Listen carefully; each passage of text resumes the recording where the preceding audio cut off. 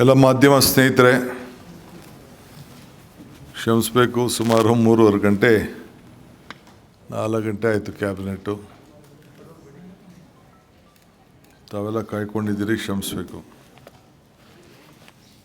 ನಾನು ಈಗಾಗಲೇ ಹಿಂದೆ ಹೇಳ್ದಂಗೆ ಜನರ ಸಮಸ್ಯೆ ಆಲಿಸಲು ಒಂದು ಹೊಸ ಇಲಾಖೆಯನ್ನು ಪ್ರಾರಂಭ ಮಾಡ್ತಾ ಇದ್ದೇವೆ. ಒಬ್ಬ ಮಂತ್ರಿಗೆ ಆ ಇಲಾಖೆಯ ಜವಾಬ್ದಾರಿಯನ್ನು ಕೂಡ ವಹಿಸ್ತಾ ಇದ್ದೇನೆ. ಅದು ಪ್ರಜಾಸೇವೆ ಇಲಾಖೆ ಅಂಥೇಳಿ ಅದಕ್ಕೆ ಕರೀತಾ ಇದ್ದೇವೆ. ಯಾರದೇ ಗ್ರೀವೆನ್ಸಸ್ ಇರಲಿ, ಜನರ ಸಮಸ್ಯೆ ಇರಲಿ,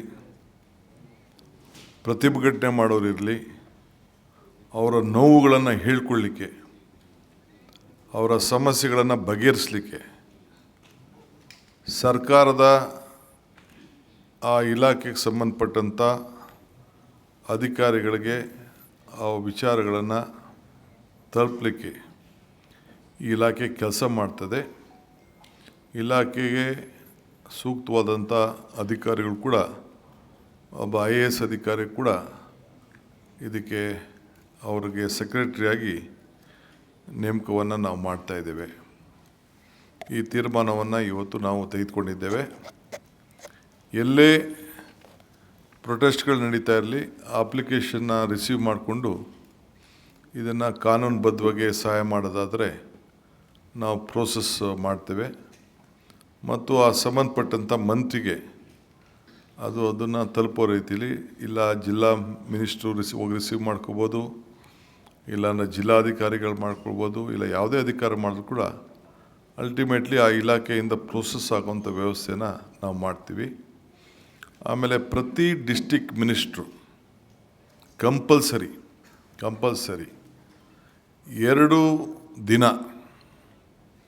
2 ಅಸೆಂಬ್ಲಿ ಕಾನ್ಸ್ಟಿಟ್ಯೂನ್ಸಿಗೆ ಹೋಗಿ ಈ ಒಂದು ಪ್ರಜಾಸೇವೆಯ ಅಭಿಯಾನವನ್ನು ಅವರು ಕಂಪಲ್ಸರಿ ಮಾಡಲೇಬೇಕು. ತಿಂಗಳಿಗೆ 2 ದಿನ, ಮೊದಲನೇ ಶನಿವಾರ, 3ನೇ ಶನಿವಾರ, first Saturday of the month R third Saturday of the month. ರಜಾ ಇತ್ತು ಅಂತಂದರೆ ಅದು ಹಿಂದಿನ ದಿನ ಅವರು ಹೋಗ್ತಾರೆ, ಅಕಸ್ಮಾತ್ ಏನಾದ್ರು ಗೌರ್ಮೆಂಟ್ ರಜಾ ಇತ್ತು ಅಂತಂದರೆ. ಸೊ ಎಲ್ಲ ಮಂತ್ರಿಗಳು ಕೂಡ, ಆ ಶಾಸಕರು ಯಾರು ಆ ಜಿಲ್ಲೆ ಆ ಕ್ಷೇತ್ರದ ಶಾಸಕರು ಇರ್ತಾರೆ, ಅವ್ರನ್ನ ಇಟ್ಕೊಂಡು ಸೊ ಅಲ್ಲಿ ಹೋಗಿ ಈ ಒಂದು ಜನರ ಸಮಸ್ಯೆಗಳನ್ನು ಸ್ಪಂದಿಸಲಿಕ್ಕೆ ಆ ಪ್ರಜಾಸೇವೆ ಅಭಿಯಾನವನ್ನು ಮಾಡ್ತಾರೆ. ಎಲ್ಲ ಇಲಾಖೆಯ ಕೌಂಟ್ರುಗಳು ಕೂಡ ಅಲ್ಲಿರ್ತದೆ. ಆ ಜಿಲ್ಲೆಗೆ ಸಂಬಂಧಪಟ್ಟಂಥ ಎಲ್ಲ ಅಧಿಕಾರಿಗಳು ಕೂಡ ಅಲ್ಲಿರಬೇಕು. ಏನೇನು ಅವ್ರದ್ದು ಗ್ರೀವೆನ್ಸಸ್ ಇದೆ ಮೊದಲೇ ಅವ್ರಿಗೆ ಜನರಿಗೆ ಆ ಮಂತ್ರಿ ಹೋಗೋದನ್ನು ನಾವು ತಿಳಿಸ್ತೇವೆ, ದಿನಾಂಕವನ್ನು ತಿಳಿಸ್ತೇವೆ. ಅಪ್ಲಿಕೇಶನ್ ಕೂಡ ಆ ತಾಲೂಕುಗಳಲ್ಲಿ ಏನು ಆ ತಾಲೂಕಲ್ಲಿ ಅಪ್ಲಿಕೇಶನ್ಸ್ ಇದೆ, ಆ ಅಪ್ಲಿಕೇಶನ್ಸ್ನ ಫಾರ್ಮನ್ನು ಕೂಡ ನಾವು ಮುಂಚಿತವಾಗಿ ಅವ್ರಿಗೆ ತಲುಪಿಸೋವಂಥ ಕೆಲಸ ಮಾಡ್ತೇವೆ. ಬಂದು ಅವರು ಫಿಲಪ್ ಮಾಡಿಬಿಟ್ಟು ತಂದು ಆ ಕೌಂಟ್ರುಗಳಿಗೆ ಅವರೇ ಕೊಡ್ಬೋದು. ಅದನ್ನು ಯಾವ ರೀತಿ ಮಂತ್ರಿಗಳಿಗೂ ಕೊಡ್ಬೋದು, ಶಾಸಕರಿಗೂ ಕೊಡ್ಬೋದು, ಆ ವ್ಯವಸ್ಥೆ ಕೂಡ ನಾವು ಮಾಡ್ತೇವೆ. ಆದಷ್ಟು ಜನ ಬೆಂಗಳೂರು ಬಂದು ಇಲ್ಲಿ ಬಂದು ಕಾಯ್ಕೊಂಡಿದ್ದು ಕೊಡೋದು ಬದಲು, ಅವ್ರ ಸಮಸ್ಯೆಗಳನ್ನು ಹೇಳ್ಕೊಳ್ಳೋದು ಬದಲು ಸರ್ಕಾರನೇ ಅವ್ರ ಮನೆ ಬಾಗಿಲಿಗೆ ಹೋಗಬೇಕು.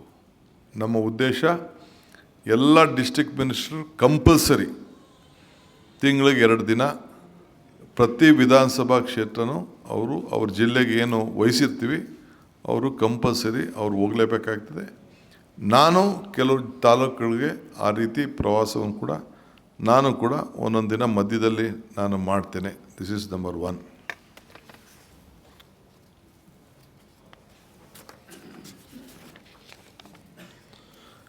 ಎರಡನೇದು, ಇನ್ನೊಂದು ಭಾಳ ಪ್ರಮುಖವಾದ ವಿಚಾರ ಮೊನ್ನೆ ನಾನು ನಿಮಗೆಲ್ಲ ವ್ಯಕ್ತಪಡಿಸಿದ್ದೆ.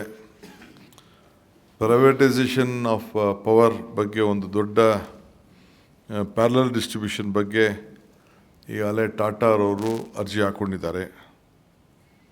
ಸೊ ನಾಳೆ KRC ಅವರು ಫೈನಲ್ಲು ಕರೆದುಕೊಂಡಿದ್ದಾರೆ ಏನು ಡಿಸಿಷನ್ ತಗೋಬೇಕು ಅಂತ.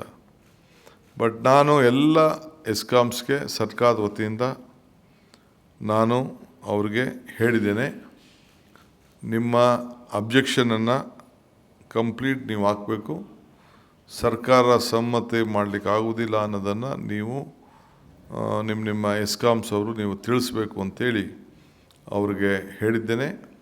ಹಿಂದೆ BJP ಇದ್ದಂಥ ಸಂದರ್ಭದಲ್ಲಿ ಭಾಳ ಹಿಂದೆ ಇದಕ್ಕೆ ಲೈಸೆನ್ಸ್ ಹಾಕ್ಕೊಳ್ಳಿಕ್ಕೆ ಒಂದು ಅವಕಾಶವನ್ನು ಕೊಟ್ಟಿತ್ತು. ಆ ಪ್ರಕಾರ ಅವರು ಹಾಕಿದ್ದಾರೆ. ಸರ್ಕಾರದ ಅಭಿಪ್ರಾಯನ ನಾವೆಲ್ಲ ಎಸ್ಕಾಮ್ಸ್ಗೆ ತಿಳಿಸಿದ್ದೇವೆ. KRC ಅವರು ನಾಳೆ ಐ ಥಿಂಕ್ ನಾಳೆನೋ ನಾಳಿದ್ದೋ ಏನೋ ಇದೆ, ಅವರು ತೀರ್ಮಾನವನ್ನು ಅವ್ರು ಏನು ಬೇಕೋ ಅವ್ರಿಗೆ ಬಿಟ್ಟಿದ್ದೇನೆ.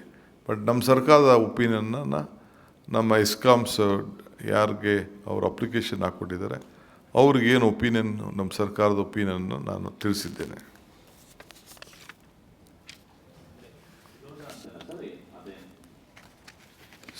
ಸರ್ಕಾರ ಈಗ ಅವರು ಹಾಕೊಂಡಿರೋದು ಸರ್ಕಾರಕ್ಕೆ ಅರ್ಜಿ ಹಾಕಿಲ್ಲ, ಅವರು KRC ಹಾಕಿದ್ದಾರೆ. KRC ಅವರು ಎಸ್ಕಾಮ್ಗಳಿಗೆ ಕೇಳಿದ್ದಾರೆ. ಎಸ್ಕಾಮ್ ಅವರು ಅವ್ರ ಅಭಿಪ್ರಾಯ ತಿಳಿಸು. ನನ್ನ ಹತ್ರ ಬಂದಿದ್ದರೆ ನಾನು ಹೇಳ್ತಿದ್ದೆ ಅವ್ರಿಗೆ. ಅವ್ರು ನನಗೆ ಗೌರ್ಮೆಂಟ್ಗೆ ಬಂದು ಅವರು ಕೇಳಿಲ್ಲ, ಪರ್ಮಿಷನ್ ಅವ್ರು ಕೇಳಿಲ್ಲ. ಪ್ಯಾರಲಲ್ ಡಿಸ್ಟ್ರಿಬ್ಯೂಷನ್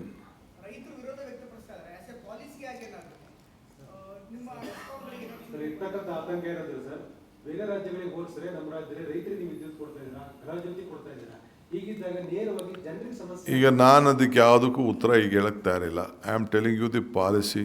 ನಾನು ಬೇರೆ ಸಂದರ್ಭದಲ್ಲಿ ನಾನು ಉತ್ತರ ಕೊಡ್ತೀನಿ ನಿಮಗೆ. ಈಗ ನಾನು ಸರ್ಕಾರಕ್ಕೆ ಅವರೇನು ನನಗೇನು ಅರ್ಜಿ ಕೊಟ್ಟಿಲ್ಲ, KRC ಕೊಟ್ಟಿದ್ದಾರೆ. KRC ಅವರು ನಮ್ಮವ್ರಿಗೆ ನಿಮ್ಮದು ಒಪಿನಿಯನ್ ಏನು ಅಂತ ನಮ್ಮ ಎಸ್ಕಾಮ್ಗಳು ಕೇಳಿದ್ದಾರೆ. ಎಸ್ಕಾಮ್ ಅವರು ಕೇಳಿದ್ದಾರೆ. ನಾವು ಸರ್ಕಾರದವರು ನೀವು ಇದಕ್ಕೆ ಒಪ್ಪಕ್ಕೆ ಹೋಗಬೇಡಿ, ನಮ್ಮ ಸರ್ಕಾರದ ಸಹಮತ ಇದಕ್ಕೆ ಬರುವುದಿಲ್ಲ ಅನ್ನೋದನ್ನು ನೀವು ತಿಳಿಸಿ ಅನ್ನೋದನ್ನು ನಾನು ಹೇಳಿದ್ದೇನೆ.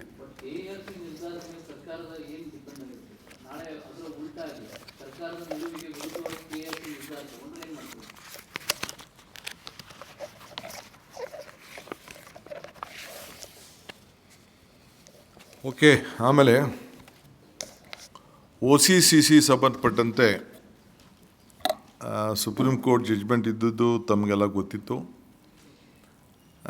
60-40 ಪ್ಲಸ್ 20% ಅಪ್ ಆ್ಯಂಡ್ ಡೌನ್ ಅದಕ್ಕೆ ಪರ್ಮಿಷನ್ ಕೊಟ್ಟಿತ್ತು. ಭಾಳ ಹಳ್ಳಿಗಳಿಂದ ಮತ್ತೊಂದಿಂದ ಕೆಲವರಿಗೆಲ್ಲ ಭಾಳ ರಿಕ್ವೆಸ್ಟ್ ಇತ್ತು, ಅವ್ರಿಗೆಲ್ಲ ಎಕ್ಸೆಪ್ಟ್ ಮಾಡಬೇಕು ಅಲ್ಲಿವರೆಗೂ ಅಂಥೇಳಿ. ರೆಸಿಡೆನ್ಷಿಯಲ್ಗೆಲ್ಲ ಭಾಳ ಒತ್ತಡ ಇತ್ತು, ಅದಕ್ಕೆ ನಾವು ಒಪ್ಪಿದ್ದು.